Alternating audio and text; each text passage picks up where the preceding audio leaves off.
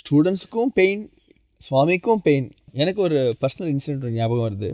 So நாங்கள் புட்டபர்த்தி எங்கள் batch நான் 99ல் சேர்ந்தபோது ஜென்ரலி சுவாமி வந்து சம்மரில் வந்து பிருந்தாவனில் இருப்பார்.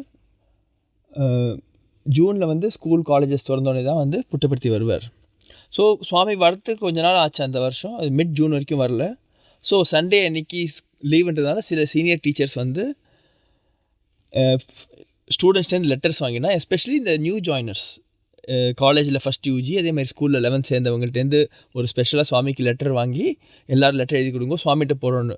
ஸோ அவங்க வந்து பிருந்தாவனில் போய் சுவாமியை பார்த்து சுவாமிகிட்ட வந்து இந்த ஒரு மனு கொடுத்தான்னு சொல்லலாம். சாய்ராம் சுவாமி புதுசாக சேர்ந்த பசங்களாம் உங்களுக்காக காத்துன்ருக்காங்க, நீங்கள் சீக்கிரம் வரணுன்னு, சீக்கிரம் பிருந்தாவிலேருந்து பருத்தி வாங்கணுன்னு. அதுக்கு சுவாமி சொன்னார், அவங்க மட்டும் காக்கலை, நானும் வந்து என்னோடய புதுசாக சேர்ந்த குழந்தையில பார்க்கணுன்னு வெயிட் பண்ணிட்டு இருக்கேன், நான் விரைவில் வரேன் அப்படின்னு சொல்லி அப்போ தான் சுவாமி சொன்னார். ஃபஸ்ட் டைம் நான் ஹர்ட் திஸ். சுவாமியோட லவ் வந்து தள்ளின்னு சொல்லுவார் ஹிந்தியில், தெலுங்கில் வெய் தள்ளி. அதான்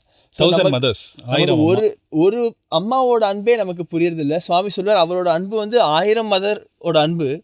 அதுக்கு ஆமாம், அது வந்து நமக்கு புரியவே புரியாது. ஸோ நான் வந்து உங்களை பார்க்கறதுக்கு காத்துன்னு இருக்கேன்னு அடுத்த சண்டே வரத்துக்குள்ளே சுவாமி கிளம்பி வந்துட்டார்.